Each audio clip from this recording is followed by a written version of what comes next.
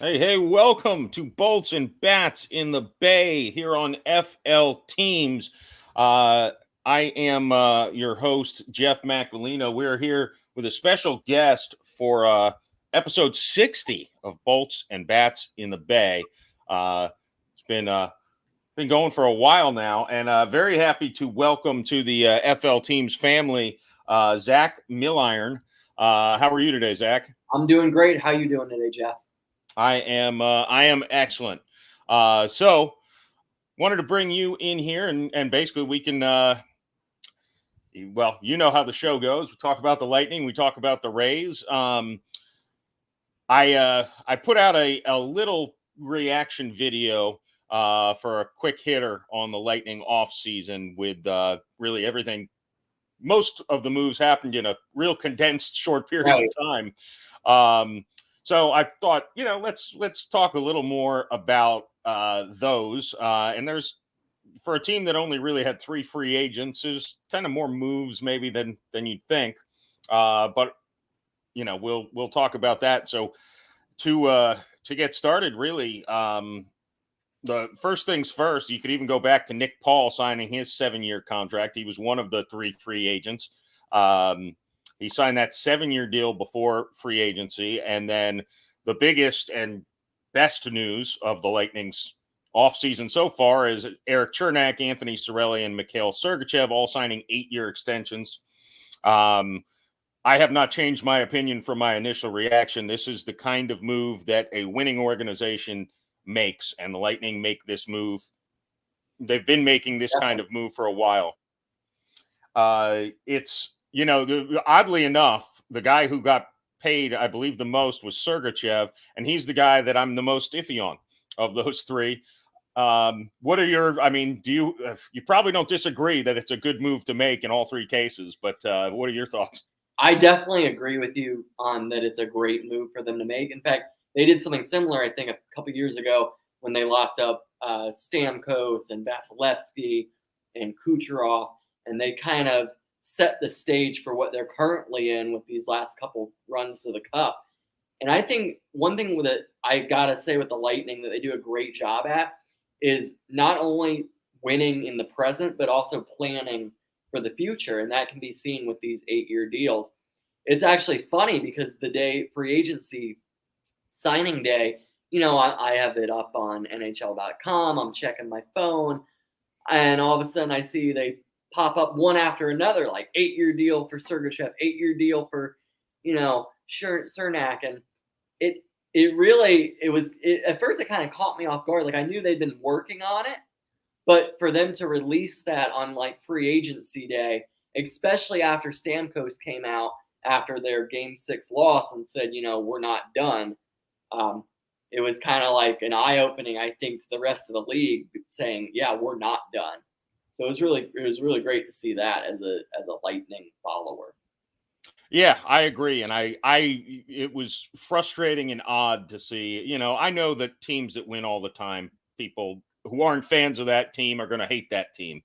So I get it, but yeah, it was odd seeing a lot of talk about the Lightning dynasty being over and done with, and they're bringing back basically the same team that without Braden Point, by the way, went 6 games in the Stanley Cup. Right. It's not not like they flamed out real early and real badly. So a weird reaction from people, but the losses, turning the page, looking at the guys we lost: Andre Palat, Jan Ruda, and traded Ryan McDonough. Uh, Frankly, and we'll talk about the additions after this, the new faces or the old faces that are new once again, in one case. But Ruda, I think, frankly, got a little overpaid by Pittsburgh. I think he played great in the postseason, but it's good for him. He can get more money elsewhere. That's a good move. Ryan McDonough, frankly, I went on record a couple times saying he looked like he was intentionally throwing the Stanley Cup Finals. I understand he was playing with what was described as a mangled finger, but there were a lot of really bad moments from him, especially in the first 2 games of the Stanley Cup, with defensive zone turnovers and things he doesn't typically do. And with his salary, you got to Right. cut somewhere, right? And I would take Chernak over McDonough every day of the week, especially considering the age. But at this point, I would just take him in general on the ice over McDonough. So people may disagree a little bit on that, but I think that was the right move. Andre Palat was the one that pulled at your heartstrings, and he makes a lot of clutch plays, scores a lot of clutch goals in the playoffs. He also, in fairness, has runs where he is a frustrating player. He had a stretch where he didn't score a goal for almost 2 months, I think, in the regular season. Exactly. So I would say he's inconsistent. Yes, he tends to respond in big moments. But to be fair, if you're playing on a line with Steven Stamkos and Nikita Kucherov, you should score a decent amount. Just, any forward who's in that position. Right. So I think maybe Lightning fans put a little too much on him, but it seems mostly that Lightning fans seem to think, that's just a necessary trade-off. We just couldn't pay him as much as he frankly deserved to make on the open market. And I do think also you have to look at, they had a plan to replace him. Vladdy Nemestikov, who started his career with the Lightning, frankly, is a pretty similar player in my eyes. He's versatile. He's a top 9 forward.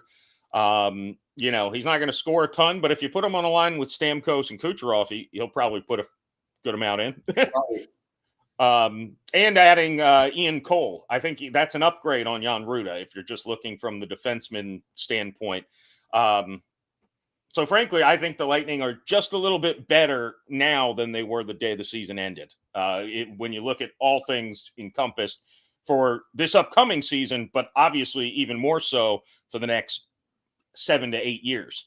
Yeah, go ahead. What do you think? I definitely agree, especially with Vladdy. He's a player that I think he's even developed more since he's left the Lightning. I mean, he's a guy, like you said, you can pair him on the line with Stamkos and Kucherov, and he might be a 20-goal scorer. Or you could put him on the fourth line, and he's like that, rough and tough kind of pest. Hey, but if you give me an opportunity, I'm going to put it in the back of the net. And I think that's something that I liked when he was here before. He was one of the ones, when they traded him, I believe they traded him to the Rangers. Yep.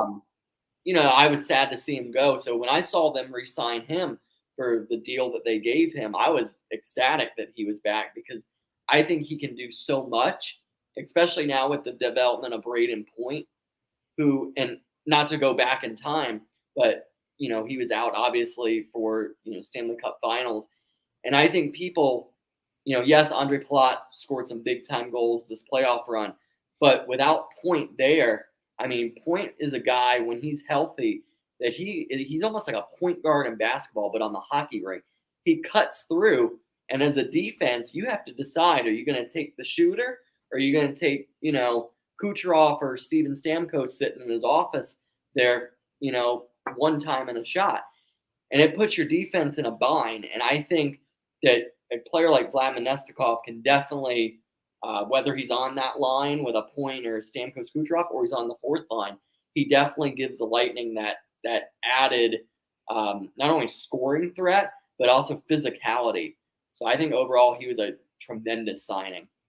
And something Breezeball said about Nemestikov, and he also said Nick Paul is the same. They're also just super versatile. You can put them on any line. You can put them at center. You can put them on the wing.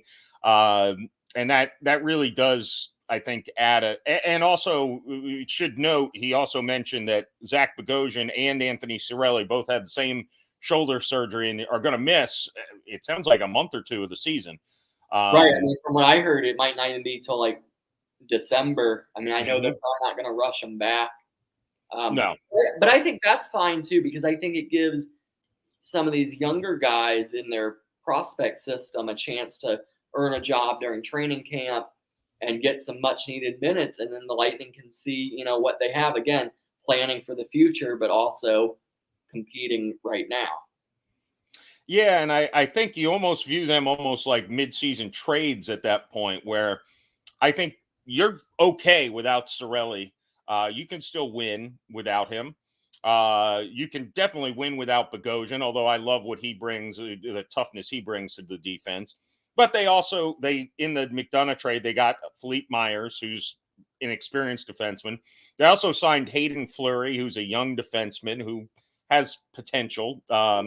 So those guys will kind of probably be the 6-7 defensemen filling in for Bogosian, I'd imagine.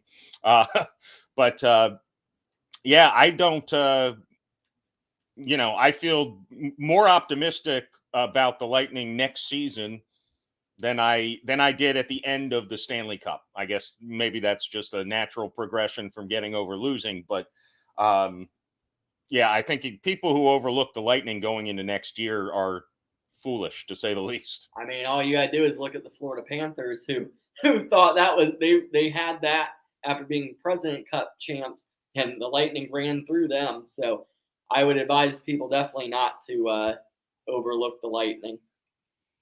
Yeah, we will. And Zach will be providing Lightning coverage. Obviously, even more so when the season begins. But yeah, it's going to be another exciting season with the Lightning. I do want to switch gears. The Tampa Bay Rays, big news yesterday, and not maybe big news, but nice news to hear that Shane McClanahan was named the AL's starting pitcher for the All-Star game.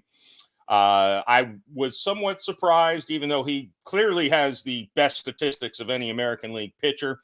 I thought maybe they'd go Ohtani just for the publicity aspect, even though he's already starting at DH. But I was very pleased to see that McClanahan deservedly got the nod because he deserves a lot more attention, I think, nationally than what he gets for what he's doing. He's just having a special season, and I'll note, I've said this before, Isaac will have to go back and pull our preseason MLB preview show. I predicted he would win the AL Cy Young Award before the season. So when people say no one saw it coming, somebody did. Right. I mean, he's not only just has he's come into his own right just as a pitcher. I mean, you talk about the Tampa Bay Rays. He's really stepped up, with all their pitching injuries and obviously offensive injuries as well. But I mean, he's someone. Imagine if they didn't have him at the top of the rotation, what they would be dealing with. So he's really been wonderful for them this year. And I think as a young guy, he's only going to improve. Yeah, it's not often I consider a pitcher as an MVP candidate, even just at a team level. But I think there's an argument to be made that McClanahan might be the MVP of this Rays team for the stability he's brought with. I mean, look, following the transaction list, we could do a half-hour podcast with me reading the last 15 days of transactions, people going up and down from the injured list constantly. And just having every fifth day knowing you're throwing an ace out there who's going to hold them to one run. Frankly, Right. That's he's going to give you 6+ innings. He's going to hold them to one run or less. That's been like the last 2 months of his starts have been very consistent, very reliable. And yeah, I really, if things continue this way, I would start arguing the Rays should start pushing him as the MVP of the AL, not just the Cy Young Award winner. Although I think there are probably bigger hurdles to jump to actually be the MVP of the American League. But nonetheless, it was nice to see him get the nod. The Rays, I've said this, you've probably heard me say this on the podcast. This season has just been a roller coaster. Last time I did a podcast, the Rays had just come off winning a series against the Red Sox. And, I was happy. And then they immediately go and get swept by the Cincinnati Reds, which was, after that series, I thought the Rays, it's gone too far.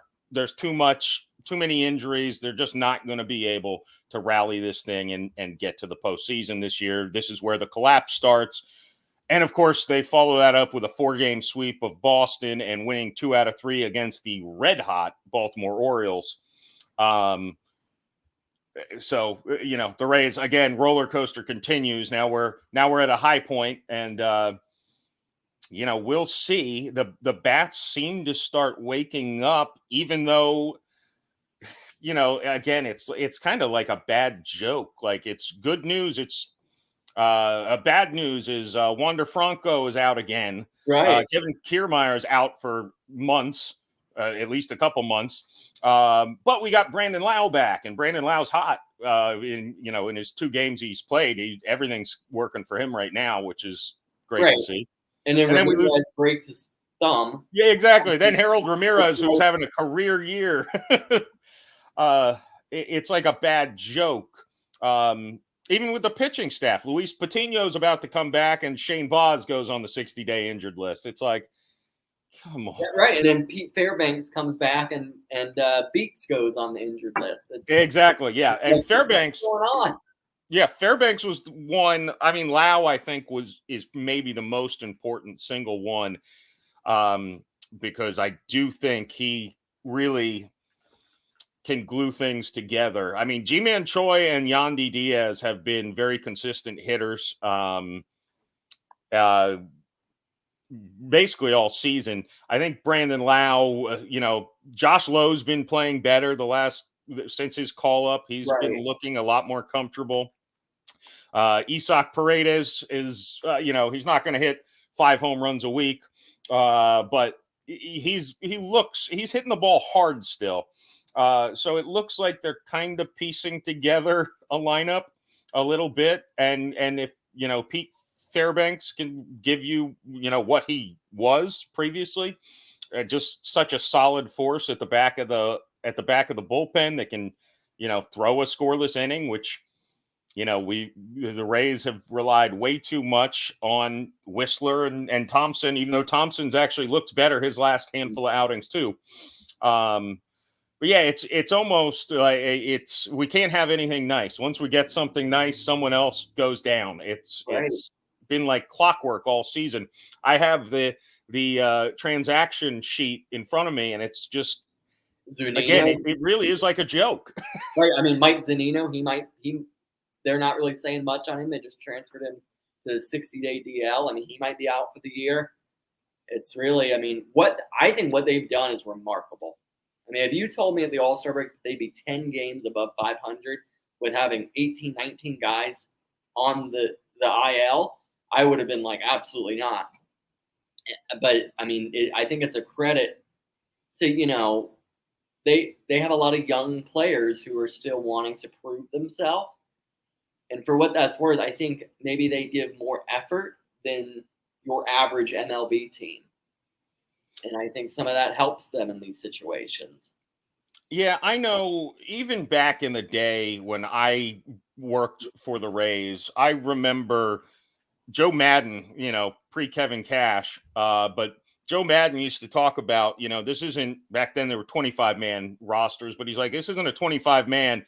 You need to have 40 to 50 players Absolutely. who are going to contribute, and guys who are going to be down at Durham who are going to be up for a week and back down for the, after that.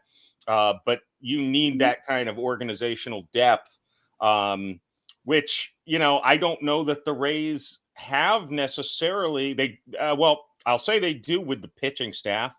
It just, it does seem like every day, Springs going on the injured list, but then you hear Yanni Chirinos is in a rehab assignment, right? So down in the Florida Complex League, he's throwing along with the other guy that, oh man, he hasn't pitched in so long. I forget his name, but they got him from the Marlins a couple years ago. It'll come to me in a second. Oh, Anderson. Yeah, Anderson. Yeah. I forgot about him too. Yeah, I know. Like some of these guys you haven't seen in like a year. It's like, wait a minute, are they still there? What are they doing? Yeah, well, you forget a year to a year and a half ago, it seemed like every pitcher for the Rays was needing Tommy John surgery for a couple months. McKay's throwing again down there too. So yeah, it's and the optimist in me thinks, all right, well, the Rays are leading the wild card race. There is, more extra spot even this year. Unfortunately, in the AL East, you're going to need to keep winning to get in. You don't get any easy division games anymore. Along with Seattle, who's on that 14-game winning streak too. They came out of nowhere. I mean, they were like Yeah, left for it, and then they had that brawl against the LA Angels, and then since then they haven't lost. They haven't lost a game. those kind of things can bring teams together. I would say I witnessed that with the '08 Rays, right? I mean, Absolutely. they got a lot better they got a lot better after spring training brawl with the Yankees, and Yeah, then when Johnny did it Gomes again with ran over Boston. center field after Shelley Duncan crashed the home plate. Yep, I was actually at that spring training game. I was So, too. I actually well, I was embarrassingly stupid. I tried to go down to the locker room and fight him. I would have gotten my butt kicked, and I would have gotten fired. So probably not a. But I loved Aki. Aki was the oh nicest yeah, human being ever in the world. Urbana. So I didn't like going that. That was such a dirty play. I hated when Shelley Duncan played for the Rays for a week or two, whatever it was. Right, and then you had, I mean, not to go back in time, but then you had like the James Shields and Coco Crisp. Hmm. You know, I think that was a bonding moment too. Um, Yeah, no, I think those things can actually be useful for I think team camaraderie and look, if the Rays get to the playoffs, it's going to be because of that. It's going to be because they have guys who, I think sometimes you get so into the analytical end of it that you forget that they're human beings. Uh, and attitude makes a big difference, and that's one thing I'll say. I agree with, I talked to the cranky fan. I agree with him, Kevin Cash. I don't like most of his game day moves, but I think there's something to be said about the manager's job is more what he does off the field than what he does during the 9 innings on the field. right. uh again, I think Joe Madden brought a different culture to Tampa Bay, and that started the shift. So I do think culture is a big part of winning. All the little things that people don't think of during a long baseball season. Um, but look, here's the flip side to all these injuries is there's always a possibility that the Rays get to the playoffs. Even if they're the last wild card in, say you've got Nick Anderson back throwing well, and Fairbanks is on fire, and maybe Yanni Chirinos, and Kiermaier maybe will be back, and hopefully Wander is back for good at some point. Right. So it's who knows if Zanino maybe could be back by playoff time. You never know what kind of late. Instead of looking for a trade deadline acquisition, maybe it's just, hey, we just need to hope at some point we stop getting hit by a pitch and breaking your thumb. That's just bad luck. Right. There's nothing you can do about that. I see Yeah. people getting on the training staff, and I'm like, the training staff has nothing to do with that kind of injury. Right. I wonder, I've gotten on the training staff one time on Twitter when I may have been drinking, but it was about the pitchers. Okay, that, Because yes. it seems like the Rays have more pitching injuries over the past couple of years than anybody. And the Rays are very, very analytical math-wise about building up innings and all that stuff. So maybe there's something wrong with that, but I tend to think there might be something wrong on the training end because the math, they've got a lot of data to help them. So unless it's just the worst luck which could be it. Right. You think maybe they're not doing, some sort of, maybe they need to bring a yoga person in or something. I don't know what. Well, I'm not a trainer. one thing that I thought of is, this year how they had the lockout, and I guess even the trainers weren't allowed to contact these players during the off season. So you had Yeah. these guys relying on their individual workouts or personal trainers or whatever. I think as a hitter, you can kind of go to the cage and hit and lift and work out. But as a pitcher, maybe some of them, especially being younger guys, maybe without the constant following of the training staff of the Rays or Kevin Cash or Snyder, the pitching coach, maybe that has led to some of their arm issues this year. Not that I'm giving them excuses, but No, definitely could have been and a good one. yeah, and younger guys I would think would be more likely to overdo it than underdo it. Right. Which would be why this point of the season their arms are falling off potentially. Um, Hopefully things get together because I do think when this team is even 80 to 90% healthy, they've got a great core of players. They actually have a good lineup, as frustrating as it is, when they have a healthy team. Right. And they've got I'd argue the best pitching staff in all of baseball if you got even 75% of the injured pitchers back. Um, I don't think another organization could stand up to what the Rays have because there are so many guys off on rehab island right now with the that pitching staff. I mean, even who they have right now, you look at a 7-game series when you have a day off in between potentially. I mean, you could throw Shane twice, throw Kluber twice.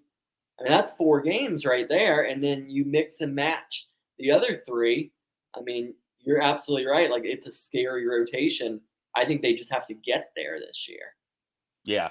Yeah, and that's true. Shane McClanahan has that Clayton Kershaw back in the day thing where you might win every day this guy pitches. He's that good. You then only need to win 1 out of 3 other games to win a series. Right. And Kluber, like you said, he's been he's been so valuable just being another guy in the rotation that you can count on to go out there and he'll give you innings. He might give up some runs sometimes, but he's been a pleasant surprise. I think if you said what's the best case scenario for Corey Kluber this year, I'd say what he's doing right now would have been exactly what the Rays dreamed he would do when they signed him. Right. I mean, kind of like, not to go back, but kind of like the Lightning with the playoffs. The Rays kind of mirror that. I think they're both teams where when it comes to the playoffs, you don't want to see them because of what they bring, that added, not so much with the Rays, maybe with experience, but just that added, like, all right, like, we have these guys. Sure, regular season is what it is, but like you were saying with the pitching, and then even offensively, I mean, you get some of these guys back, like you were saying, the Wander Franco, and they catch lightning. You don't know what might happen. I would love Randy to stop running into outs on the bases. That's the base running drives me insane. They have to clean that up. Yeah, one of them recently was on the third base coach. In fairness, but yes, I saw that when he died. Randy a little more consistent. Yeah, I think his bat's coming around a little bit more lately. But he hit a couple home runs recently. His numbers don't look terrible, all things considered. But right. yeah, well, and he's a guy who seems like he's a big game player. So you don't want to face a guy like that, and potentially and 4 other guys that when they're hot, you don't want to face. Right, Yandy Diaz, I think it's like, I saw a stat like the last month. Yeah, is what he's been doing for them. Yeah, he is probably the guy I'd say is the MVP of the team right now, for not only for the on base percentage and just the consistency at top of the lineup. Also, his defense is so solid and consistent, whether he's at third or first. It's you don't get nervous when a ball's hit to him like you do with, like, Taylor Walls had us doing for a while. And just like for the versatility of, you go from third base to first base. I mean, that's completely different. People just think, oh, I stand on a different base, but I mean, you're making a completely different throw. You're positioning your feet differently to receive the ball into the glove. I mean, for him to be able to do that, and really for a lot of the Rays players, when they change them around to different positions, it's really pretty incredible because you don't see other teams doing that with their players. Yeah, no, I agree with you on that.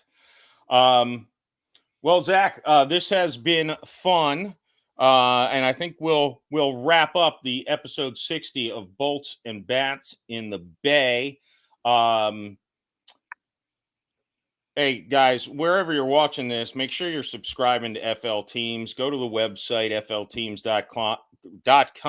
You've got the Twitter, you've got the Facebook, you've got the YouTube shows. Remember, tomorrow we're going live with the NFC quarterbacks. We did the AFC last week, and you can always catch those after we do them if you can't watch them live. But subscribe to FL Teams. It's growing. It's great.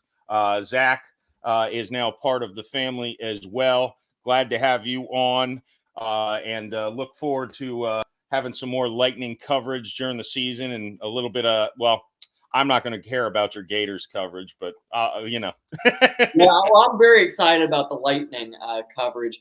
I plan to, even during the off season, starting this week, plan to start putting out some articles about some interesting stuff going on with the team, and I'll even look at some of their opponents and what they added during free agency and trades and how that affects them inside the Eastern Conference. So I'm really excited about providing as much content as I can to you guys on the Tampa Bay Lightning. So I think it'll be fun. Yeah, absolutely. And glad to welcome you into the FL Teams family. So, folks, that'll do it. For Zack Milliron, I'm Jeff Macolino. Thank you for watching Bolts and Bats in